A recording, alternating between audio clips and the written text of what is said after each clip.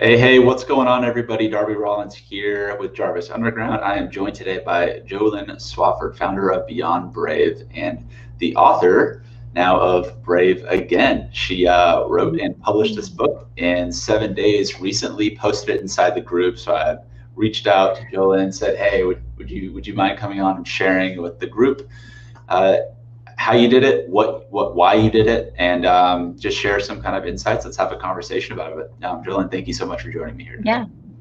Yeah, of course, my friend. I'm glad to be here and just share, because I know it's so hard to, I don't know, there's like a block, people have like, can I do this? How do I do this? I've been there, for 4 years. I tried to write a book. So I think that, it's awesome to be able to share how I did it. So maybe other people can figure it out faster too.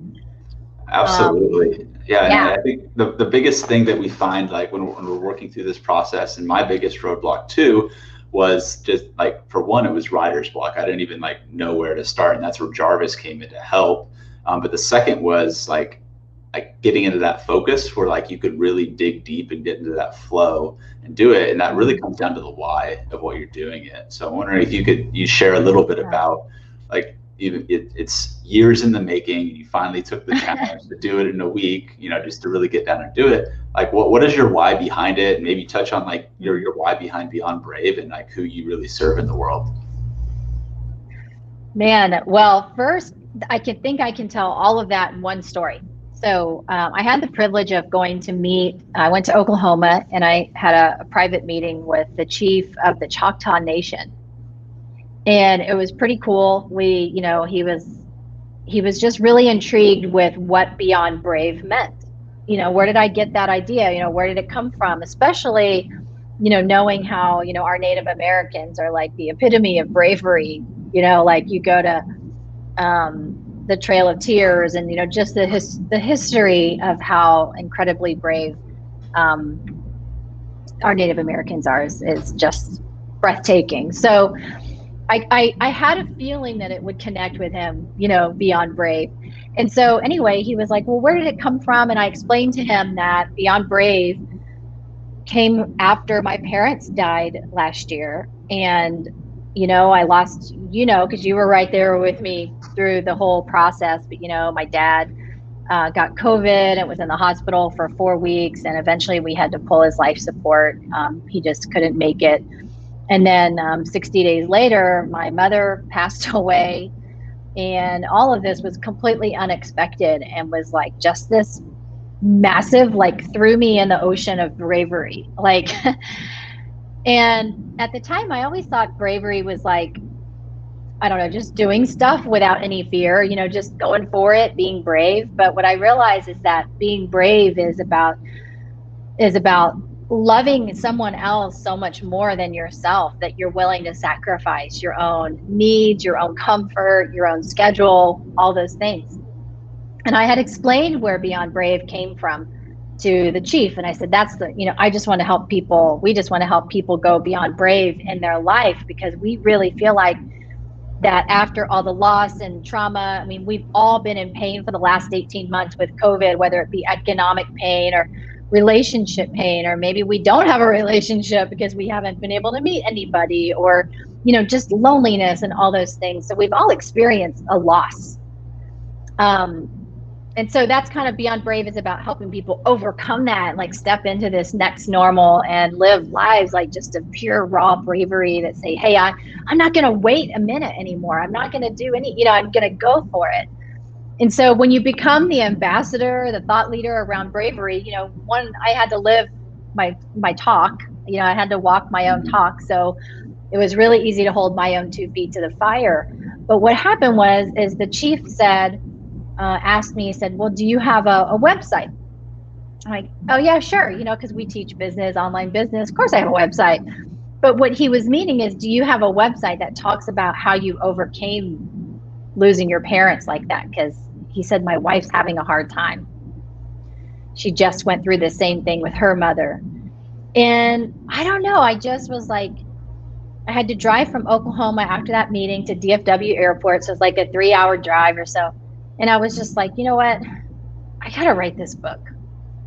I can't believe I was like, I felt like I kind of let myself and this woman down that I didn't even know for not having it in a book yet.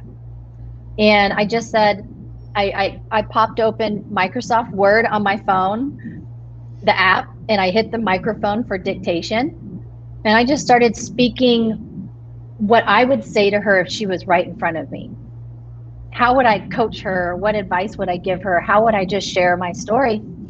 And then like I pulled over and I checked and I was like, holy cow, you got like 2,500 words. Like I just spoke 2,500 words. And so that was really the start of it. Was that really helped me get over that initial writer's block, because I was in a quiet car. I couldn't do anything, right? All I was doing was just speaking as if I was having a conversation with this woman, telling her everything that I had overcome.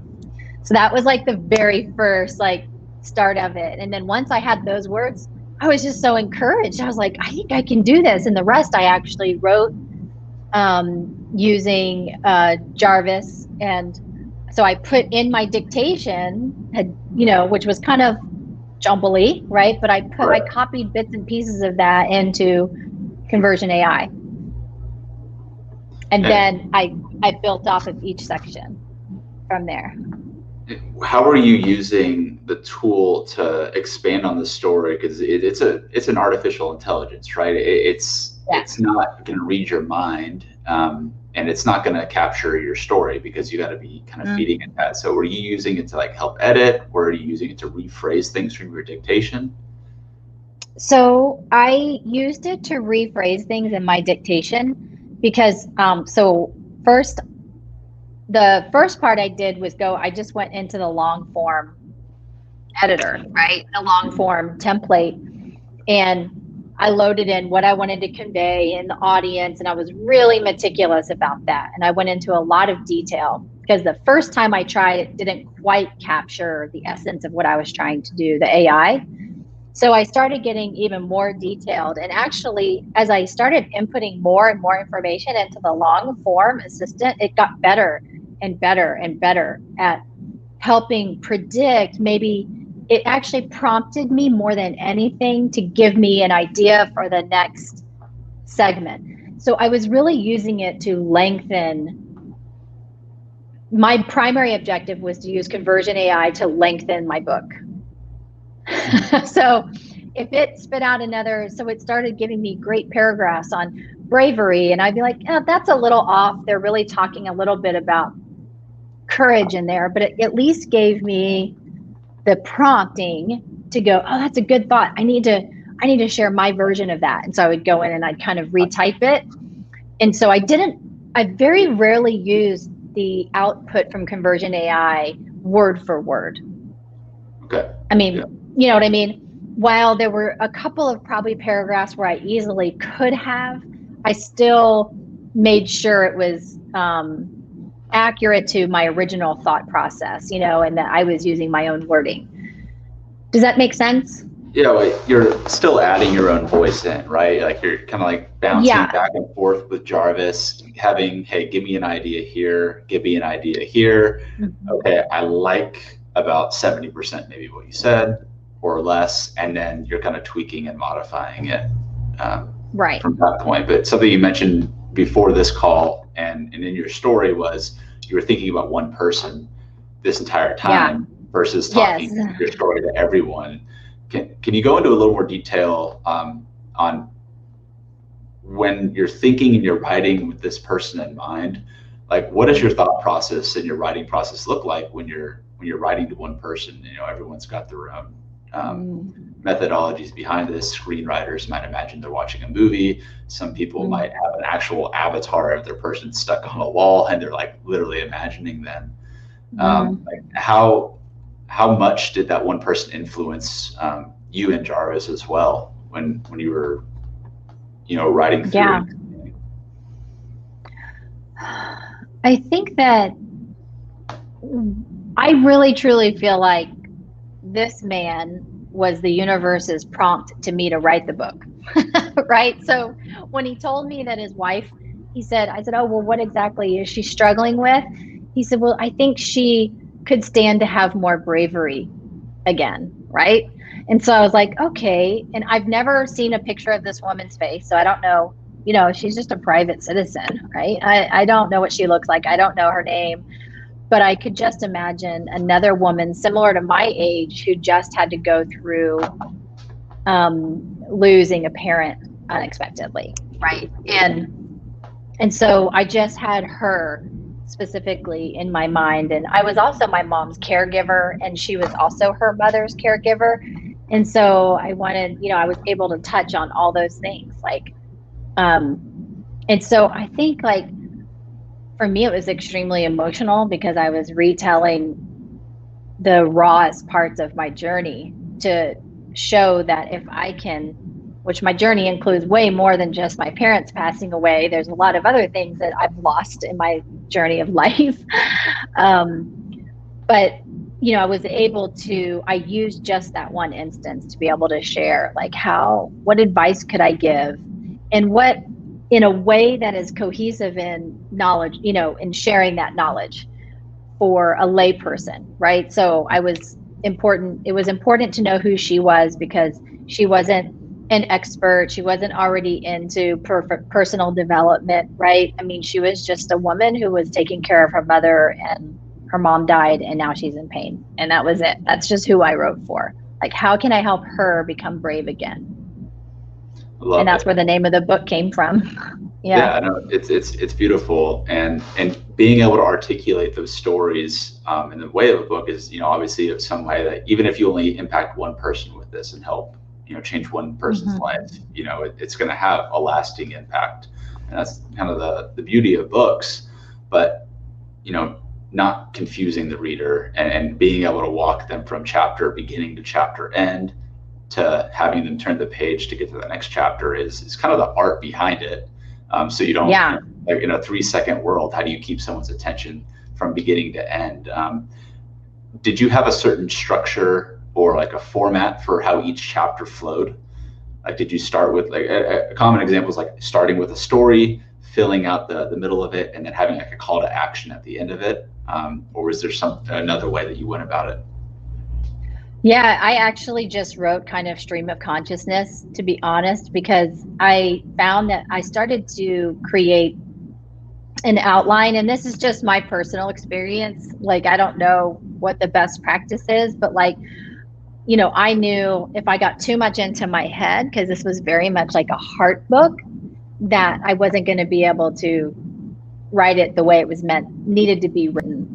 And I even caught myself for a little, because I've studied a lot about bravery and a lot about joy and healing and all these things. And so I literally just put all these books away. I had a stack of books. I was I'm going to reference these books. And something happened. I started to reach, and I started to grab one of those books and, use it as a reference. And it just everything drained out of me. I just was that's not working for me.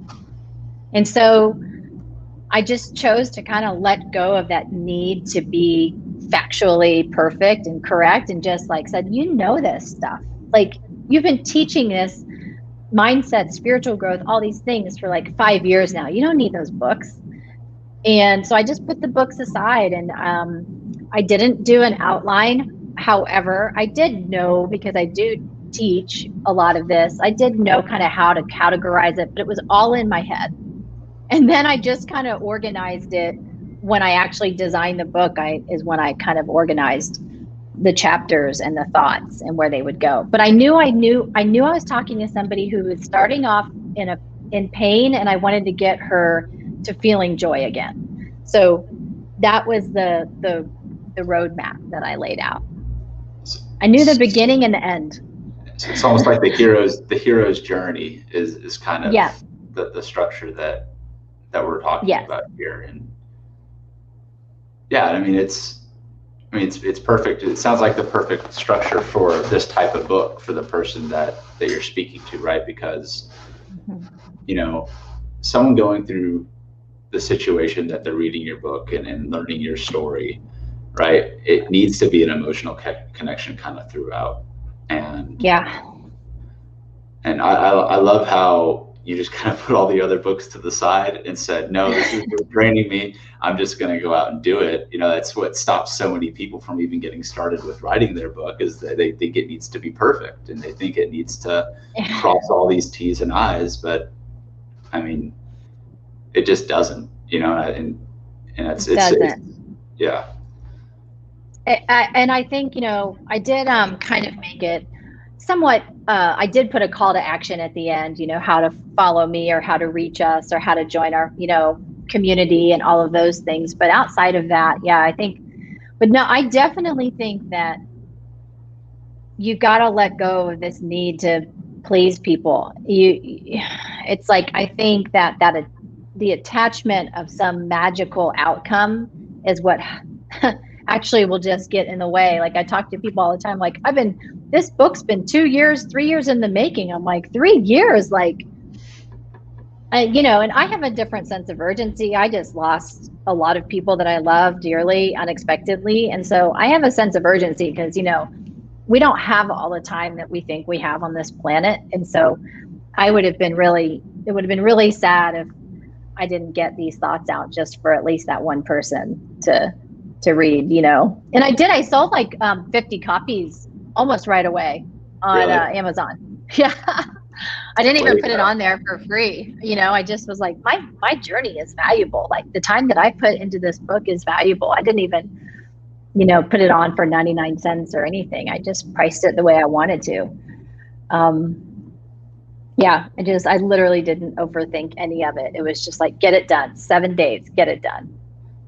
And I think that helps with momentum too, Darby, you know, because momentum is everything. And that's where Jarvis came in handy, was if I started to lose some gas or like some fuel, or I'd get tired because I was working on it pretty late at night.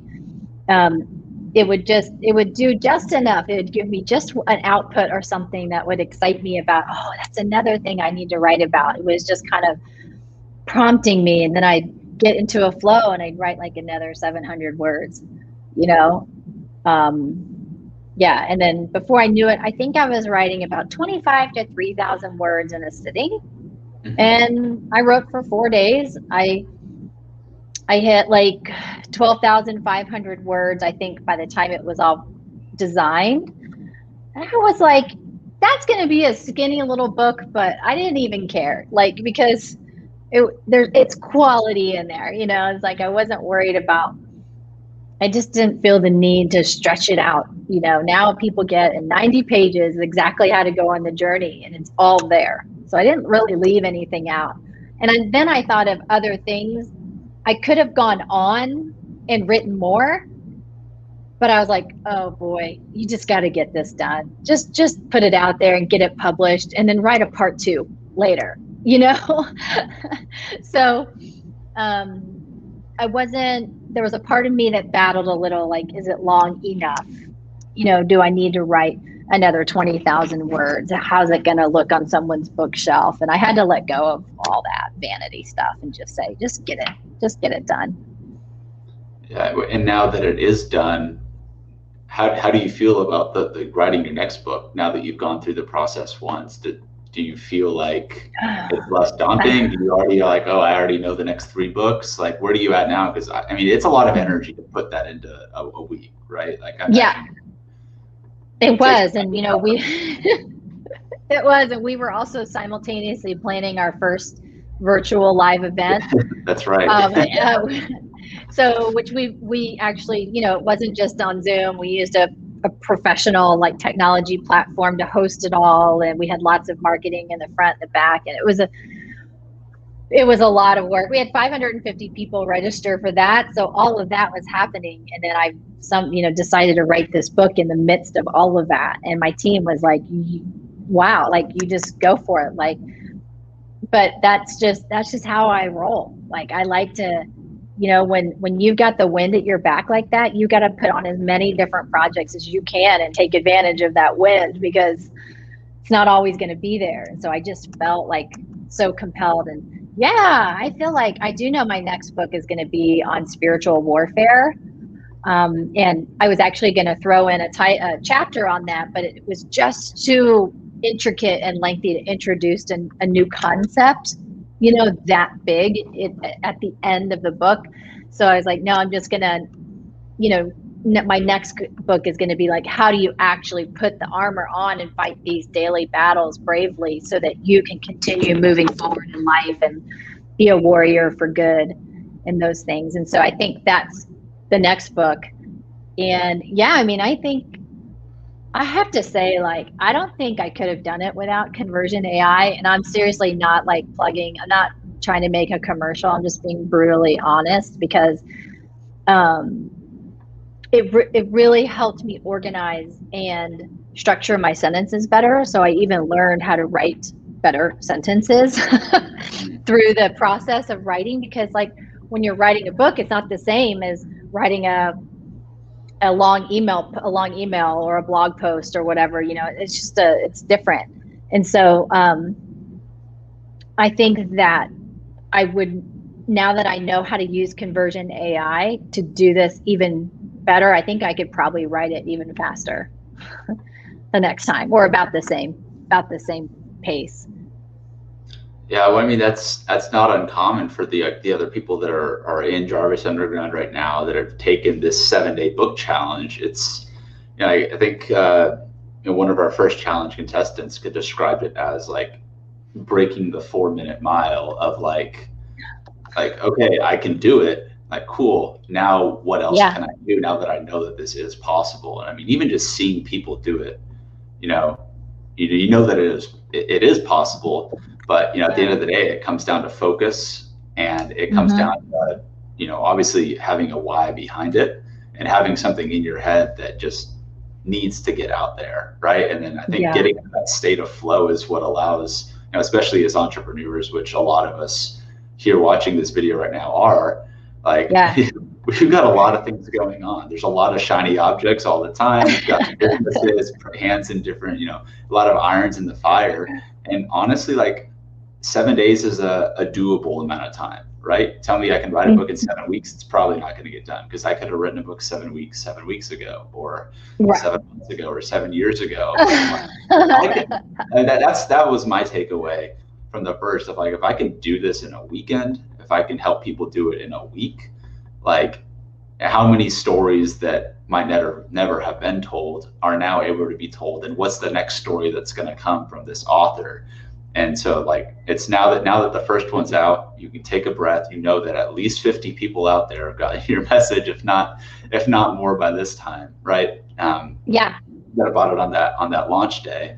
But now it's like, now that you've unlocked this next level of what you can do and what is possible, one, how many people have you inspired that know that, oh, Jolynn can do this, now I can do a book, right? And now what's your next book going to be? And who's going to be affected by the people that got inspired by you writing a book, right? Exactly. Just brings a smile to my face.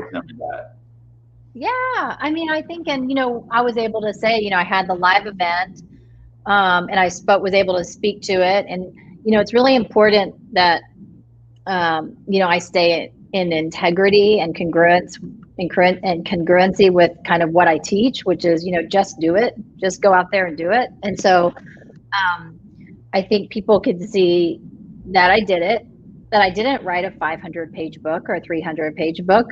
You know, I wrote a 90-page book. I think it ended up like 93 or something, you know, with all the filler pages and stuff in between. But I think it just shows people, I think we just have to let go of that idea that we have anything to prove to anybody and just write it. Like, I think we need more of those vulnerable, authentic, you know, books. And I saw some people in the community, they're writing fiction and all sorts of cool stuff. But I think, you know, I was inspired by you. When you put out your book in 7 days, I was like, bro, if he can do that, I can do that. And, you know, that's what kind of got me off my ass in the first place, was just like, what are you doing? Like, what, you know, other than being lazy, right?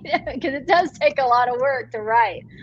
But yeah, I think and then I even had the chief was on my summit, was our closing keynote speaker. And he was just like, wow, thank you for your bravery for writing my wife a book. Like, dang, like that's enough for me just to show one human being on this planet that like I care and love about them so much. I forced myself to write a book for them, even in probably the worst time ever. I think I got more gratification from that alone and knowing I could have that kind of influence on this woman's life than the actual like having the book out and on Amazon. Yeah, so that reminds me of one of the coaches that entrepreneur coaches that I had a chat with a few months ago, who was explaining his book writing process. He's written hundreds of books. He's helped contribute to writing hundreds of books, doing it in like rapid manner, like not dissimilar to how we're doing it here. He wasn't necessarily using conversion AI, but it's the repetition of going through the process at least once. But like once you do it once, you can do it twice, you could do it 3 times. Like now that you know the process once fold, like you've gained that understanding at a deeper level because you're actually doing it. And it doesn't have to be for 1 million people. It doesn't have to be a New York Times bestseller. It could be to impact one person's life. And that could literally change somebody's life forever, whether it be theirs or whether it be yours. There's people that have written books for companies that they want to work for. And they put the time in to put a book about it, like literally deliver a physical book to a prospective client. And like that shows like above and beyond what the average person's going to do when they say they want something. It's like, put the action out there, like show me that this is what you really want. Show me that you have the knowledge and the expertise behind it. And now you've differentiated yourself from the noise that's on the market now. And just, it's so easy to get lost in the noise, but it's one of the reasons why books have stood the test of time and are a really great way to market any message, right? It doesn't have to be business. It's in particular, it could just be a personal experience. And totally. And what's interesting too is I found one of the things I did tell myself, kind of adding to what you said, is that I was like, before I go invest a year of my life and get an editor and do all this stuff and get it, like try to make the bestseller, why not just write and then put it out there to see if it is interesting to anybody? Because wouldn't that be like the worst feeling to be like put 2 years of your life into this book and then you put it out and it's like to crickets, because by then it's not relevant, it's not important. Like it's just, that's why I think going fast is important. My book addressed COVID, so it's not going to mean as much 2 years from now, because people have short-term memory, right? It needed to go out like 6 months ago, to be honest. But it had to go out now, or it was going to be a completely different book or a different story, because it would have lost some of its relevancy. So I think for you guys, if you're watching, like if you're stalling or you're not sure, like part of your sense of urgency should be, I got to get this book out there and just test. Guess what? You can rewrite the whole darn thing and republish it. It's your book. You can go add on 7 chapters or 30,000 words, whatever you want, and call it a different revision, right? So there's no reason not to just try to get that minimum viable product, and that's what I teach my students too. I'm like, if you're creating an online course, don't go hire a videographer and don't go rent a studio and do all that, because your content might suck. So shoot the videos, put it out, see if it changes any lives, if anybody buys it, and then go master it. Then go create, a more high production. I think you can do the same thing with a book. Yeah, and that's something I think that holds a lot of people back too from owning their own authority in a niche, right? It's like, how do you stand out for one when you're wanting to put an offer out there? But this could just be a way to test an offer on the market too. With like, the reason I wrote the first book that I did with Jarvis was I was getting so frustrated with answering the same questions all the time, and people like lowballing like my rates as a consultant for doing stuff on Amazon because they could charge $400 less for a listing, or because they can do it cheaper, or because of this. I'm like, I don't know. Like, I've seen your listings, like I've seen the work that the market does, and I know what I put into my work. How do I convey that to one client so that I can hand them a book and have them read it I don't want to take, it doesn't need somebody to take 10 hours of their time to read a book to get an idea across, right? Exactly. Yep. And so, I mean, that was like a win for me for my book was, can I write it and can I have a conversation with a prospective client inquiring about my services, say, hey, I wrote this book, it's on Amazon, buy it, check it out. If you want to work with me afterwards, let's talk. And it turned into business. And it was like, I liked the book. I actually bought one and I sent it to another guy who, you know what I mean? It's like, okay, cool. Books are shareable, right? And if it's memorable, then, now it's like, I have a book on my desk from somebody that I bought the book from. And so instead of just being lost in the sea of marketing, it's like, oh, that person's never going to come to my website again. If you can sell a book when someone comes to your website and they can have it on their desk or on their bookshelf, now you're going to be there until they decide to, donate it to, Goodwill, or, let it collect dust. But, at the end of the day, you're never going to be an author if you never go put yourself in the position to like actually write and publish a book. And with the tools that we have nowadays, there's no excuse. Literally anybody can do it. There's literally no excuse. I agree. Like what you say? You got your dictation on Microsoft Word on your phone while you were driving in the car.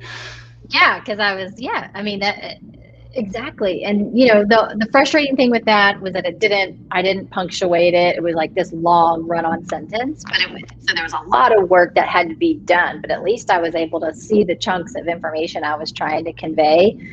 But yeah, I mean, that was like the first genius move, was just saying, I'm just going to talk this out. And because sometimes we get so busy that I think it was great I was in the car, because nobody was with me. I had nothing else to do other than listen to music or podcasts or whatever. So I was like, well, I'll just talk. and so I was like, I wonder how many words I speak per hour is kind of just what I was thinking. And I was like, dang, I could have a whole book done in 3 or 4 hours, Yep. But I can tell you, like, I'm pulling up my book. So I don't know if you guys can see, but one of the things that I did as a tip, like when I designed the book, layout is I put this is the Kindle version. So this is one page. So I pulled out quotes from my book and I made them a page. So it's kind of cool because the person who's like, maybe not very patient, if they get the book, right, they'll flip through and they'll see that big quote and they'll, oh, that kind of interests me. Let me read that chapter. And then it also gave me more pages in my book. And it also gave me pages that people can maybe take a picture of or screenshot and post on Instagram or put in their feed on Facebook or whatever. And so I thought I was using it like as kind of a filler at first, but then people who've gotten the book are like, they're like screenshotting, oh, I love this one, and sending it to me. And it's just kind of cool because now I have all this other content for social media and for marketing and all of that already done. I love that you bring that part of it up, because that's a theme that I've seen a few people that have kind of taken this challenge upon themselves. It's like, now I've got just from, I think, Austin, his intention going through the first challenge is like, I want to roadmap my content for the next year. Like what can I talk about whenever I do launch my podcast? Like where can I put video content? Like, I just condense it in the form of a book, and now I can literally grab that on a whim whenever I want and post it, share it. Yeah. I mean, like the other day I did a talk and I was asked to speak for 45 minutes and I wasn't ready. I was like, oh, you need me to speak? Wait, where did that come from? Like, they were like, we just need you to speak. And I was like, okay. And so I just pulled up my own book off of Kindle and I was like zipping through the pages like, all right, I'm going to talk about that. That was it. I didn't have to write a new talk. I didn't have to read, because I had already put all the thought onto this kind of living document, and I got to tell you guys, there's nothing cooler than seeing your book on Kindle. So just do it. Like and it took less than 24 hours for Amazon to get it up on Kindle. It took way faster than I thought, because it says like 2 to 3 days or whatever. Mm-hmm. And I thought I had some time. Like, oh my gosh, there it is. I wasn't even prepared for it. But yeah, I just clicked there and I'm like, okay, I think the audience would love to hear about why their spirit is a warrior, right? And I just go, oh, talk about that. And it's all in my book already. It's like funny. I wrote the book on it. I wrote the book on it. Yeah. I mean, like right there, I mean, it's like immediate. It's like expert mode. Like it's like, oh, yeah. Boom, let me just go and reference my book, reference this, reference that, right? I mean, now you have something that you can, for one, you already have an audience that you can share this stuff with, which, I think is the other half of the equation that a lot of people don't think about. It's like, sure, you can write a book, but how do you actually get it out to people, right? And so having that platform is like something that if you can leverage the platform already, then you're way ahead of the game. But for everybody here that's thinking about the book that they want and who they want to serve with that book, like take this as like the call to action to start to connect with the people that are your ideal readers, like to actually build that micro following of people that that you can launch the book to. Again, you don't have to have thousands of people in a Facebook group to have the right to launch a book, or an email list of thousands of subscribers or whatever. It's like, if you don't already if you haven't started on that part of the journey, like use the book as the way to like just get yourself that small win, get yourself 10 advanced readers that are gonna, they know you, they believe in what you're talking about, and they might share the book with somebody who they think it would benefit too. Totally. And it's a double-edged sword, right? Because some people are like, well, if I write the book and I don't have anyone to buy it, then who's going to buy it? And then if you don't write a book, then you're also losing audience. So, I mean, writing the book is kind of a win-win. And, because like for me in my situation, I'm a thought leader and I am an expert. But if I were to go get on the Today Show or Good Morning America or whatever, they would love to have a book that they can, one, read first to get to know who I am, what am I talking about. Two, they would know the interview questions to ask, other than just like, oh, well, who's this Jolynn girl? Like, what makes her different than Jane or Mark or John, right? And what makes her different? Well, I wrote a book about it, and hopefully you'll fall in love with me and the story and my family and the legacy I'm trying to create by reading the book. And then you'll have me on your show. So you don't always have to have the audience before the book. The book could get you an audience. Yeah, that's a very good point. And, I think it's easily overlooked because people are, not people, just in general, it's like it's easy to get short-sighted and look at what's in front of us, when the fact is if all the book is a conversation starter to put your foot in the door to get on one podcast or one show to talk about that show has the relevant audience, right? Yeah. Like now all of a sudden, where do you send them? Oh, go to my website, buy my book. Oh, it's on Amazon. If you want to follow me, here's my social media links, right? Like Exactly. I mean, the next step for us is we're going to build a book funnel so that, all of they'll probably end up going to Amazon to buy the book, because we're not going to sell it and ship it ourselves, but we'll have them go through our funnel to get access to the book so that we can capture who they are. Because on Amazon, you don't really know who. You don't have like that direct marketing, unless I don't know about that part yet. but like if you have their email address, then you can follow up and you can let them know when the next book is coming out, or maybe you have other relevant content or a podcast that you got interviewed on, or you're going to go, then you have their information. But I think I can guarantee you won't have an audience if you don't write a book and you don't do anything. So you might as well just write the book. Yeah, no, absolutely. And it's easy to get stagnant in that too, right? And it's almost, so I guess you almost feel like I would get paralyzed just by the fact that I didn't know where to start with it.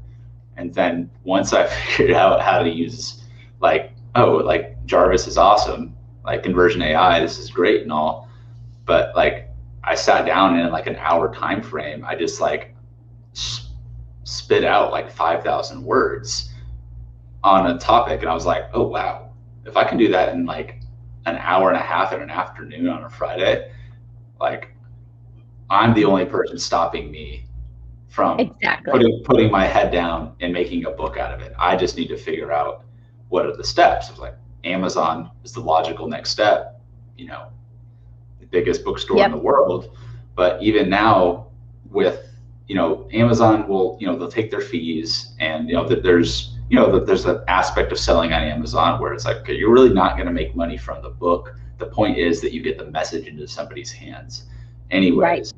But, you know, Zachariah and his company, the Book Patch, when, you know, we're working with them to fulfill all of our books outside of Amazon, you don't need to buy these days, like with companies like the Book Patch, and there's a few others out there that do this, but you don't need to buy 1,000 copies of your own book and then invest the money in the upfront inventory to then, you know, sell it, right? Like there's opportunity now because the self-publishing space has developed so much in the last decade that, like, even if you don't want to use Amazon, like there's the plenty of opportunity to partner with some of these self-publishing platforms where you know, you can build your entire book funnel and not send people to Amazon if that's your choice. But then there's also value in the Amazon reviews, you know. So, you know, going through the process and looking at it from both ways, like that's why when we launched the Publish with Jarvis book a week ago,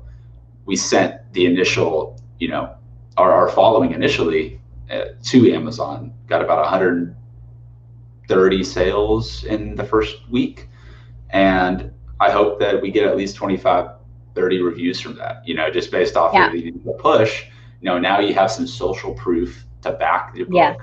You get that real legit feedback from people, and you go to a show or a podcast, they're going to go and look and see if your book is on Amazon, right? Just because you can publish other places, Amazon's still the big gorilla out there. Like, that's where people look when they go to buy books. So, you know, I definitely, I don't think Amazon's definitely not the only way anymore, especially like it's such an accessible market, but just thinking about it from how can I leverage these different platforms and the different reputation that the platform has, while also taking my business into account. What you're doing is very smart in putting up that kind of squeeze page to get people to at least opt in with their email. So that you can start to continue, or you can continue building that relationship with them and get other resources. Yeah, and this for us, you know, I mean, we do life, spiritual, and business coaching and training. So this is like our low end of our offer, our value ladder, or whatever you want to call it. And so we'll have this, and then we have a $99 product and a $59 product, you know, and then it goes all the way up to $20,000. So, you know, but truthfully, if all you got is $7.95, just, you know, you can get the book and still have a life-changing experience, right? If that's all you have. And so the main point was we wanted to make sure we had something that could benefit people who may not have $100 to spend right now, or may not have $200 or $20 or $15,000, you know, they just need a little boost, you know. So I think this is a good opportunity. And it was interesting when I went to go kind of price the book, because I've been a part of a lot of friends' book launches and funnels and the review process and the $99 promo period. And, you know, I've always been very supportive and written reviews. I've been on all sides of that book launching strategy. And for me, I was like, I just let go of the vanity metrics. You know, I'll get the reviews when they come in. I'm not worried about screenshotting and saying I'm number 10 in the lost category. Like, I just don't have those. I had to let go of those things because you can't create from a really good place of love if all you're thinking about is what's in it for you. And so I had to let go of all of kind of those outcomes. But, you know, when I did go to price the book, I was like, man, you know, if somebody is not willing to become brave again and invest, and they're not willing to spend $7.95, I don't know what I can do to help them. Like, I don't know what you know what I'm saying? So I didn't have any hesitation. And that's the ebook price. I mean, I'm waiting to see I haven't even proofed like the hardcover. I proofed the Kindle before it published, but so the print comes in today and I'll proof it, and then we'll release the paperback then, and I'll price that, you know, probably at $19.95. Just ideally, all of the proceeds will go to a charity that we support called Code Red, which is anti-active shooter and anti-human trafficking for children in the United States. And so, you know, I don't really have any attachment to this book serving me at all. It's just, I think that's a big thing, is like, if you sit down and you're writing and you get stuck, it's probably because you've gone too far inward into fear. Like, oh, this isn't good enough. Is anyone going to buy this? Is it right? And that means you need to get outside and start thinking more about the person you're writing for. And I had to constantly remind myself of that, just because, you know, we're all human and we're programmed to want to be loved and accepted, right? I just be like, okay, I just have to see that one person and get back to writing. And sometimes I would just start bawling and crying because it was like as if just telling the story again. So, you know, I hope this helps the people watching kind of think about maybe a different type of emotional mindset they can hold for themselves while they're writing, you know, to be even more successful. Yeah, and I think it just comes down to who are you writing to, who are you serving, and just being, even before you write the book, right? It's having that moment and like that sitting with yourself and really getting aligned with, this is the outcome that the book is going to give. We have to start here, and it's my job as the guide in the story to walk somebody through, you know, this experience and get them, you know, to that outcome of, like, you know, getting that story, you know, delivered and having an impact on them, you know, for reading it. Yeah. If they walk away with that, then you've done your job as an author. It doesn't have to be a novel. It can be a 10, 15, 20,000 word, you know, book that you write in a week, and it can change people's lives. And yep. Yeah. So it's awesome. I did pull up too. I pulled up. So one of the things I wanted to share too, when we were talking about platforms, is kind of like, how did I lay out the design, and then how did I even get it published in the first place, and how did I go through that? Because I just literally Googled it. I mean, I kind of had known, you know, I knew that Kindle had a direct publishing, like I knew some of those things, but I had kind of like this, I don't know if you have any like app or anything that you recommend, but I just went to this website called Blurb. And it then had me download this software called Bookright. It's book, and then Wright is spelled WRIGHT. And let me see real quick if your studio will let me share my. Yeah, because I just use Google Docs, and I know that there's other options out there on the first one, but that was the simplest way that I could do it. But, you know, there's a lot of really handy tools that can help you along this process. I don't know if you're able to. Oh, 1 second. I got this. Okay, there we go. Oh, cool. So like this is it says Blurb on top, but this is actually Bookright. I mean, okay. And you take your file and you in Word or Google Docs, and you have to download it as an RTF, just rich text format, RTF. You just convert it, super easy. You just basically do save as RTF, and it converts it to like just raw words. And then you upload it into here. You have to upload it unformatted. So, and then you pick the size. So I had already picked the size of my book. And let me see if I can kind of, so like I literally, if I uploaded it, all it gave me was like this. And then I picked the font, and then I was like, oh, I'm going to add these pages. And I added these pages in myself. But the nice thing is I was able to go through and like see the entire layout. So, and, you know, I just went page by page and kind of meticulously as best as I could, you know, kind of. So this is purely just design and layout. So you did this after you had basically got the manuscript done and edited and ready? Okay. Yeah, and all I did, honestly, was edit it in Grammarly Premium. I didn't pay an editor. I am not an editor, but I was like, nobody else read this book before I put it out online. Like just my eyes and all the technology, basically. And, you know, I've been writing for a long time. Like I've always kind of, you know, I love writing, and I'm pretty sure most of you guys do too. Like, or you wouldn't even think about writing a book because like, if you don't like writing, you wouldn't do it. But, you know, I was able to say, okay, well, this sentence, I didn't want the bottom line to have one sentence, right? So I made this page a little longer. You know, I kind of like just made sure it looked right. And then I have like our call to action at the end, short little bite reference. I referenced like 3 other books that not even word for word, but I wanted to make sure I didn't get, you know, trouble there. And then I like just appear through in my, you know, my dedication. So there's my mom and my dad. And yeah, and then you save this file and you download it. And it's got the book cover, you know, you've already done the book cover and everything. So I did the book cover in Canva and just followed the specs, and then that's it. Like that's literally all. I did have it printed on like, you know, higher quality paper, thicker paper. So when it comes, it feels like a gift book, you know, like it's not going to be too flimsy. But yeah, I mean, this was like just where I laid the whole thing out.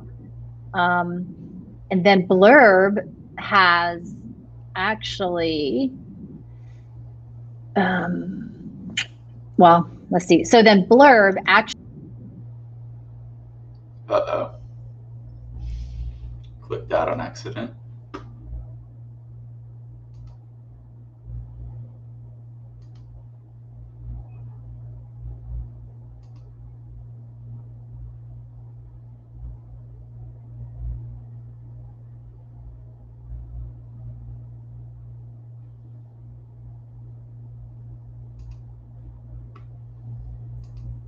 Sorry about that. No worries. Too much technology. But you were right at Blurb. Yeah, so on Blurb, basically, you publish it. It's a self-publishing platform. So they give you an ISBN number and all of that, but you own the rights to your book and everything. It's just then you can ask them to help you with distribution. Okay. And so you can publish it through there, and they'll do print on demand sales. So you can do everything just through Blurb. You don't even have to even put it on Amazon. Like, so yeah. And it's like, and it doesn't cost you anything to do any of this. Like it didn't, I paid, well, I $30 for Grammarly, you know, a little bit for Conversion AI, but like the book right was free. Blurb was free. Canva, I mean, I already do a lot of design work in there, you know, but you can also do that free. And then I just put it all together, and then when you go in and you upload the book to Blurb, you publish it, then it gives you a chance to join a global distribution network. And of course they take like 30, you know, a certain percentage of commissions of the book, but they distribute it to Amazon, Barnes and Noble, online, and everything for you.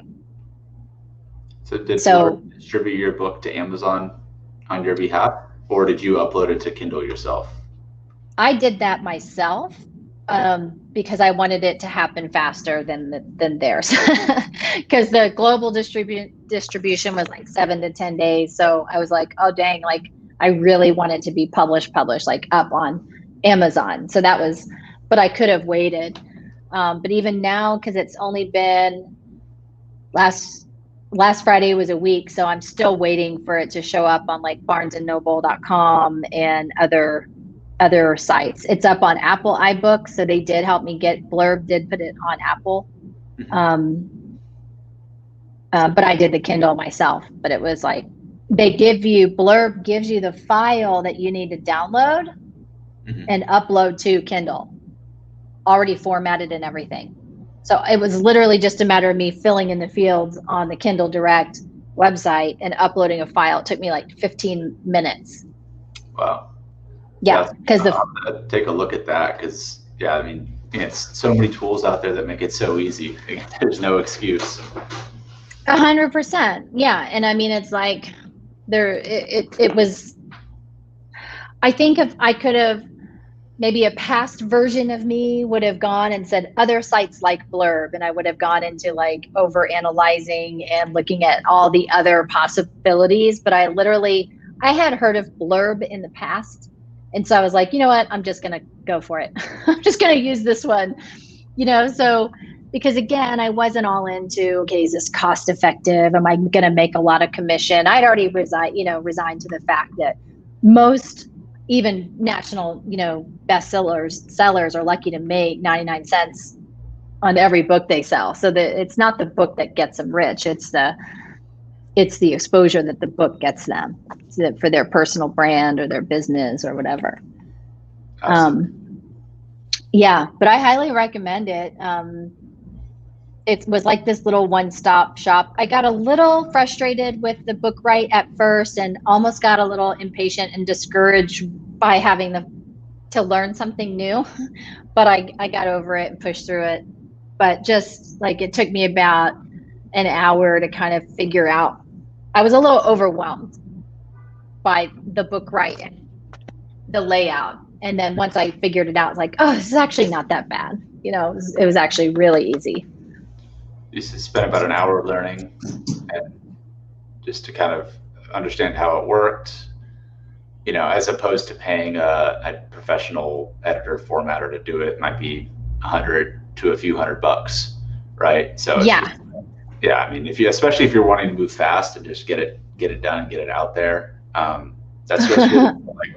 Yeah, I'm be interested to check. Blurb out. Yeah, because I don't want to someone was like, oh, you didn't get an editor, and I'm like, well, first off, they're my words, and I went into a really special place. Oh, there's my books. They just came in. Will you open that? I'm on a live right now. Let's see what it looks like. They literally just got delivered. My husband goes, but yeah, and so it was like, oh, I lost my train of thought because now he's opening. What was I saying about the? It's okay. Let's see what it looks like. I haven't even seen it yet. Most people wouldn't publish their book. You're saying editing and your words. Oh yeah, editing and stuff. But I was like, if I hand out my book and go find an editor, I'm solid at. Ooh, how pretty! For sure it's going to be like, a week or two before they can come back, right? And that's at least $550 to $1,000 cheap on the cheap side for someone to edit your book. And then who doesn't even have my expertise. Like I've been studying this shit for 5 years and lived through it. So I don't know how anybody could edit that for me personally. And I didn't want to delay it. And then the second thing is that if I would have outsourced the design and the layout and the cut, it would have been another week and going back and forth. And, you see people post, what cover should I use? I mean, just pick the freaking cover. If you don't know the brand and the cover that you want for your book, I mean, that's part of your problem, right? You got to know, nobody knows you better than you. So here's my book, guys. It literally just came. I mean, awesome. It's hardcover. I know, totally live. I was able to write all that myself. And I mean, look, here's a perfect example. It's a little too far to the other side. Who cares?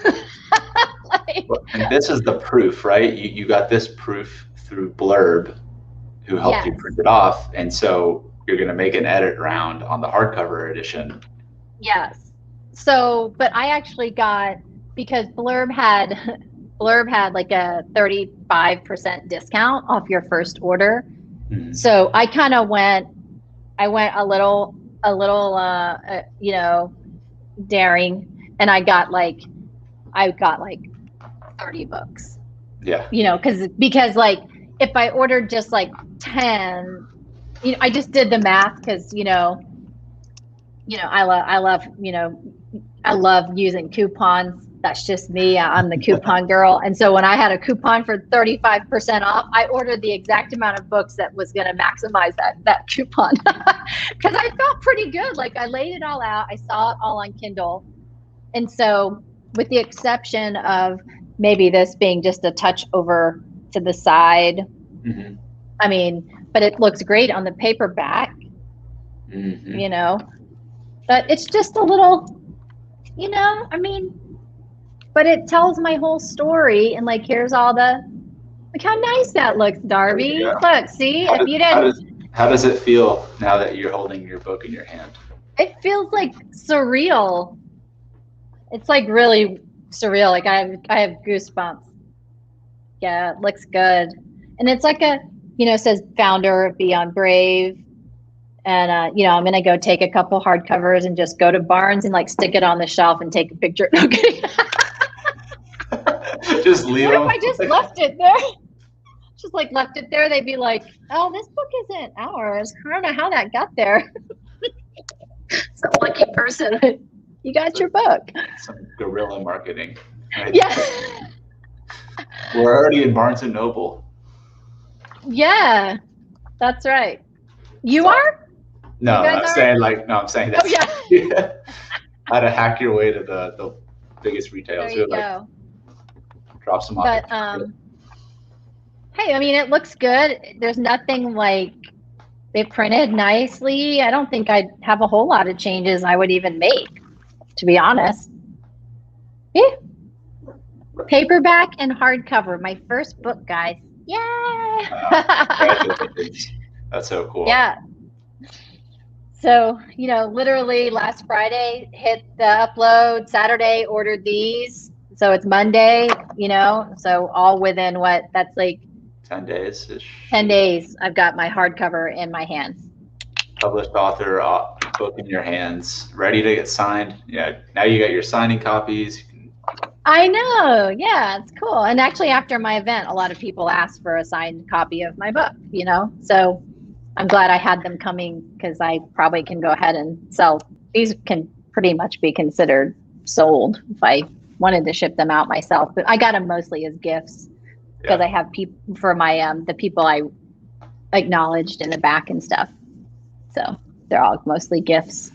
Wow. So, but yeah, I'm so glad that you put that out there, Darby, because literally it was a big part of, so it was like, when you posted, you wrote a book in 7 days, I was like, dang, Darby, go, because I know you're busy. I know you're always, hustling something. You always got something going on. So I was like, if you wrote a book, I'm down. I'll go try to do that, So yeah, I did it.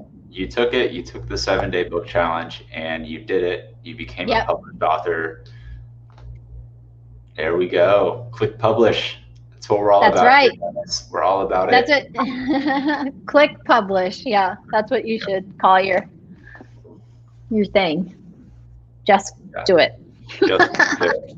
Yeah, partnership with Nike coming soon. If anyone has facts. No, it's so good. Thank you so much for coming on and sharing this with us, Jolynn. I know we're at the top of the hour now. That was great timing. Yeah, amazing timing. Couldn't have timed it better. But it's awesome. For everyone that's tuned in live with us, thank you so much for being here. And for anyone watching the replay, thank you. And Jolynn, for people that want to reach out to you, obviously they can buy your book on Amazon, but if they want to connect with you and learn more about Beyond Brave, where can people connect more with you at? Yeah, well, I think probably the best place, since you guys are already here on Facebook, you certainly can send me a message at Jolynn Swafford. I'm just Jolynn Swafford everywhere. So if Instagram is your thing, DM me over there. If LinkedIn is your thing, find me over there. I really like to just encourage people to send me a message because I like having dialogue and chatting. So those are the best places. And then it's just, or go follow me on Facebook when you get done here. So That'd be awesome. Sounds good. Well, we'll go ahead and sign off now. Thank you so much again, Thanks, Jolynn. guys. Thanks. Yes.